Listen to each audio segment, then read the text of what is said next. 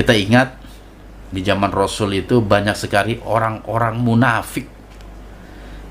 Ingat, orang munafik mereka sholat bersama Nabi. Orang munafik bahkan berjihad bersama Rasulullah Shallallahu Alaihi Wasallam. Orang-orang munafik, dan itu diakui. Banyaknya umat Islam pada waktu itu yang keislamannya hanya di lisan saja, tapi hatinya penuh dengan kebencian. Mungkin di antara mereka ada yang mencoba ingin membunuh Rasul, tetapi hal itu dipalingkan seperti itu. Kalau kita baca sejarah tentang orang-orang munafik di zaman Rasul itu banyak sekali. Bahkan sahabat Nabi itu, kalau tidak salah Umar bin Khattab pernah menghadap kepada Rasulullah Shallallahu Alaihi Wasallam dan mengatakan, ya Rasul, katakan kepada siapa di antara kami yang munafik, biar aku pancung, biar aku penggal kepala mereka, karena telah berkhianat kepadamu. Iman, Islam, tapi hanya di lisan saja, nggak sampai ke hati. Apa kata Rasulullah Shallallahu Alaihi Wasallam ketika Umar bertanya seperti itu? Wahai Umar, apakah engkau ingin aku dikenal sebagai seorang nabi yang membunuh sahabatnya sendiri? Gitu. Makanya keberadaan orang munafik di zaman Nabi itu nggak diapa-apain sama Nabi, nggak dipancung, nggak dibunuh. Padahal dia itu seburuk-buruk manusia. Bahkan tempat tinggal akhirnya adalah neraka jahanam paling bawah bersama orang-orang kafir. Itu orang munafik.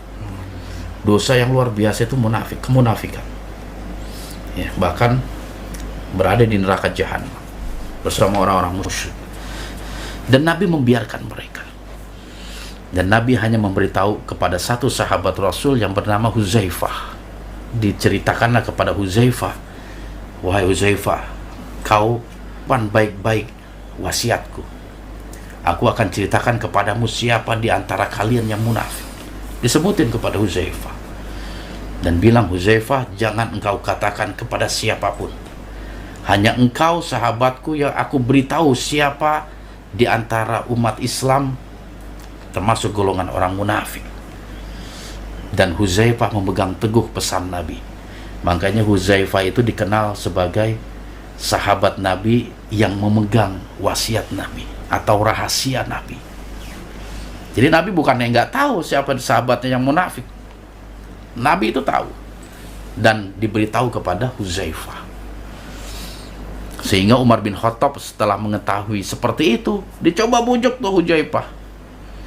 Wahai Huzaifah, coba katakan kepadaku siapa sih di antara kami ini yang munafik?